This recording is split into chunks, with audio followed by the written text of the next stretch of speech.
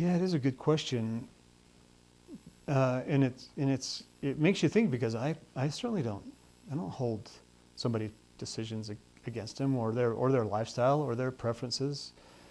If someone's transgender, I don't think less of that person, and I would be the first to protect their rights to express themselves how they want to express themselves.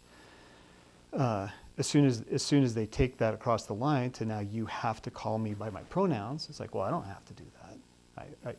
You can do what you want to do, and I will certainly do what I want to do. But if it becomes an enforcement thing of, okay, you've got to have this male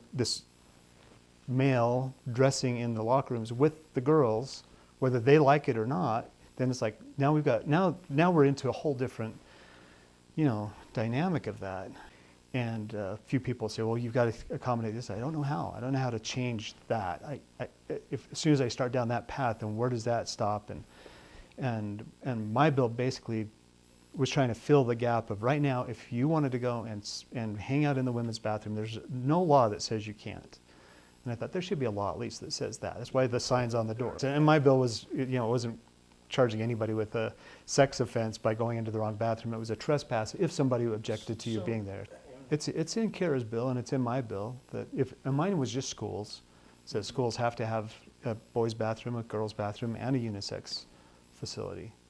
And then the questions are like, well, what about the individual who's identified as a girl for a long time, even though he's male, and the girls are fine with him being in the bathroom? I said, well, there probably won't be a complaint, which would trigger the policy being kicked in by the school. But the reality is, there probably would be a complaint. At some point, there probably would be a parent that would say something, for better or for worse.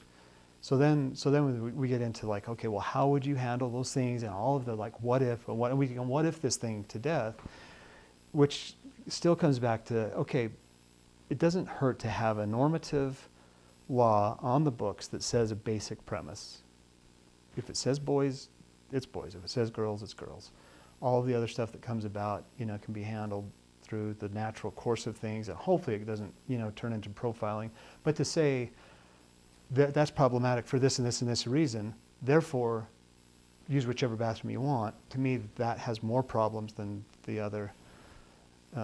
So that's what mine does, and honestly, that's kind of what Kara's does a little bit more. I asked her yesterday if hers had a trespass violation, and it doesn't. It says if you're in the bathroom, you're not committing a crime unless you commit a crime.